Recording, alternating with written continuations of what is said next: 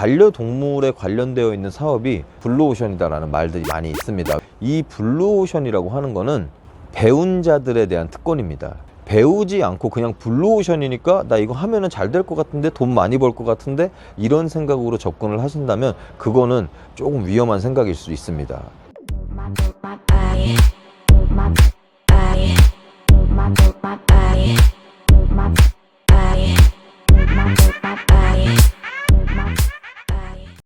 견학생 TV.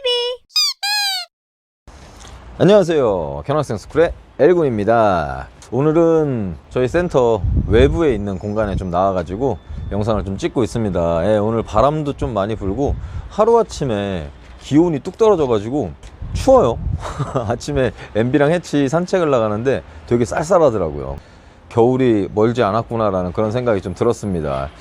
오늘 이렇게 또 영상을 제작하게 된 이유는요, 얼마 전에 어떤 문의 전화를 하나 받았어요. 애견 훈련사를 자기가 좀 해보고 싶은데 자격증반에 이제 도전을 해보고 싶다라고 말씀을 하셔서, 당연히 도전해 보실 수도 있다 그래가지고 뭐 강아지를 키우시고 계시냐라고 여쭤봤더니 강아지도 2마리를 키우고 계신다고 하길래 충분히 가능성은 있다라고 말씀을 드렸는데, 그분이 뭐 애견 훈련사를 괜히 배우고 싶은 건 아니실 거 아니에요. 애견 훈련사를 왜 해보고 싶으세요? 라고 여쭤봤더니 애견 유치원 창업을 계획을 하고 계시다고 하더라고요. 유치원 창업을 위해서 훈련사 자격증을 준비하시는구나, 그 얘기를 듣고 좋은 생각을 갖고 계시구나 라는 그런 생각이 좀 들었습니다. 근데 제가 유치원을 운영을 하면서 여러 가지 상황들을 많이 봤어요. 많이 봤는데 저희 주변에도 저희 견학생 스쿨이 아니라 멀지 않은 곳에 애견 유치원들이 엄청 많아요. 그 애견 유치원 중에 정말로 제대로 된 훈련사가 있는 곳은 사실 많지는 않은 것 같더라고요. 인터넷에서 발급해주는 그런 자격증들을 그냥 취득해가지고 저 훈련사입니다 라고 해가지고 운영을 하시는 분들도 있고, 근데 일반 보호자님들은 그런 상황을 전혀 모르죠. 그런 자격증이 어떻게 발급이 되고 어떻게 따게 되는지를 관심 있게 이렇게 찾아보지 않는 이상은 알기가 어렵기 때문에 그냥 그분들도 되게 전문가구나 라고 이렇게 생각을 하고 아이들을 이렇게 보내시는 경우들도 있더라고요. 근데 지금 저희 센터에 다니는 아이 중에 어떤 친구는 어떤 A라고 하는 유치원에 갔다가 안 좋은 습관들이나 이런 것들이 너무너무 많아져 가지고 보호자님이 수개월을 보냈는데 점점 아이가 상태가 너무 좀 나빠지는 것 같아 가지고 그 유치원을 끊고 한동안 그냥 집에서만 케어를 하시다가 저희 유치원으로 아름아름 해가지고 오시게 됐었어요. 그래서 처음에 오셨을 때 상담을 할 때 조금 약간 경계하시는 듯한 그런 부분들이 좀 있었거든요.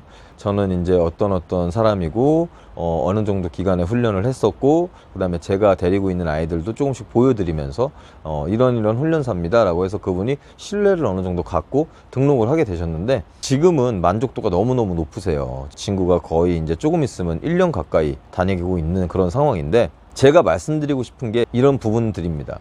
전문성을 가진 그런 곳에 보내야 되는 건데, 전문성을 가진 사람들이 이런 일들을 시작을 한다라는 기본적인 마인드를 가지고 있어야 되는데, 그냥 강아지를 좋아하니까, 뭐 나는 강아지를 원래 이뻐했으니까, 아니면 내 강아지들과 같이 뭔가 일을 해보고 싶어서 내 아이들도 풀어줄 수 있고 다른 친구들 놀러 오고 또 그걸로 인해서 수익도 창출하고 이러면 너무 좋지 않을까라는 생각에 이제 그렇게 시작하시는 분들도 꽤 있더라고요. 근데 이게 굉장히 좀 신중하게 생각을 해봐야 될 일입니다.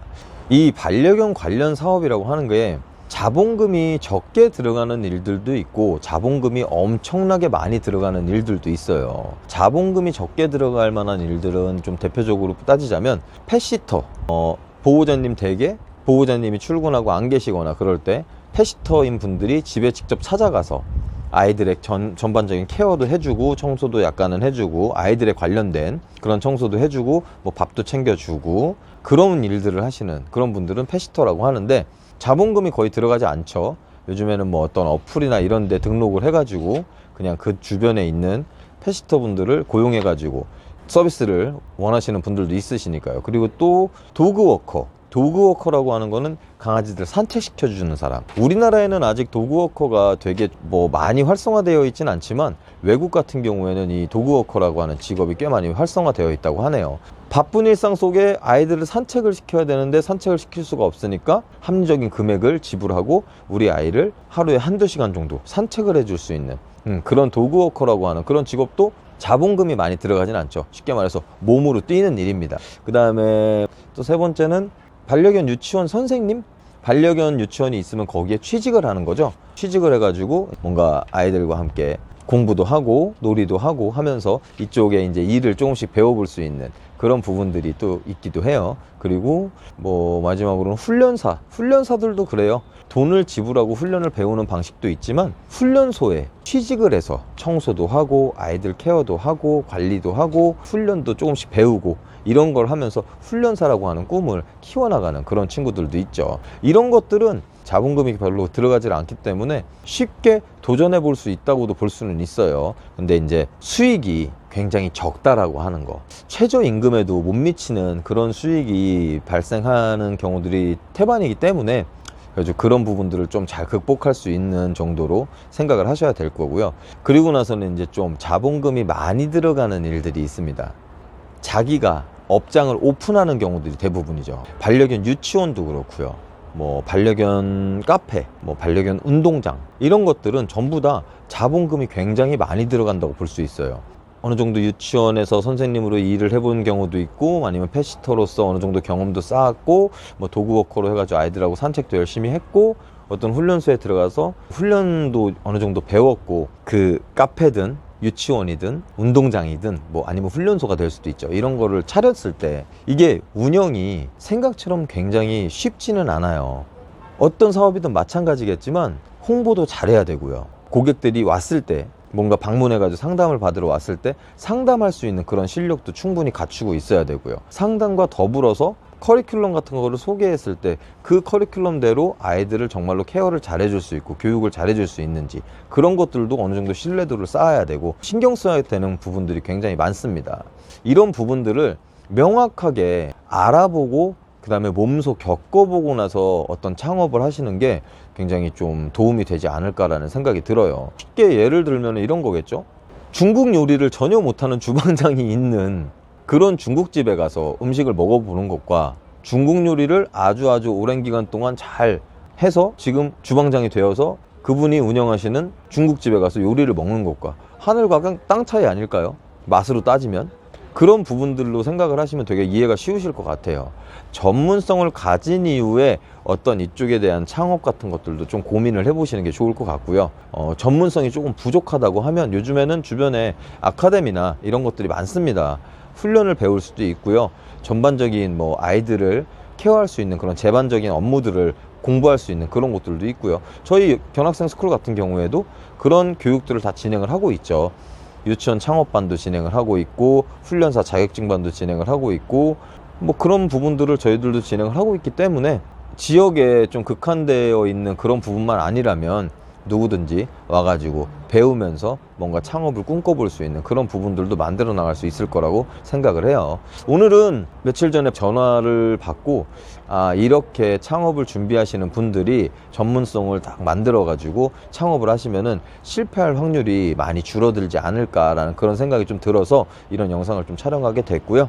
반려동물에 관련되어 있는 사업이 블루오션이다. 아직까지도 블루오션이다라는 말들이 많이 있습니다. 왜냐하면 분야가 점점 확장되고 있고 시장이 점점 커지고 있거든요.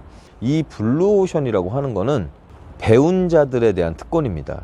저도 옛날에는 굉장히 적은 급여를 받아가면서 고생했던 시절이 있었죠. 그 시절을 겪어왔기 때문에 지금은 그래도 제가 운영하는 센터에서 이렇게 운영을 할 수가 있는 거죠. 근데 배우지 않고 그냥 블루오션이니까 나 이거 하면은 잘 될 것 같은데, 돈 많이 벌 것 같은데, 이런 생각으로 접근을 하신다면 조금 위험한 생각일 수 있습니다. 반려동물, 반려견에 대한 사업을 진행을 하실 거라면 충분히 공부를 하시고 그 다음에 경험도 해보시고 뛰어드시는 거를 적극 추천드립니다. 견학생 TV. 자, 오늘은 뭐 햇볕도 좋고 날이 좋아서 이렇게 외부에서 좀 영상을 찍어 봤네요. 다음에는 조금 더 또 유익하고 재밌는 영상으로 돌아오는 엘군이 되도록 하겠습니다. 감사합니다. 안녕.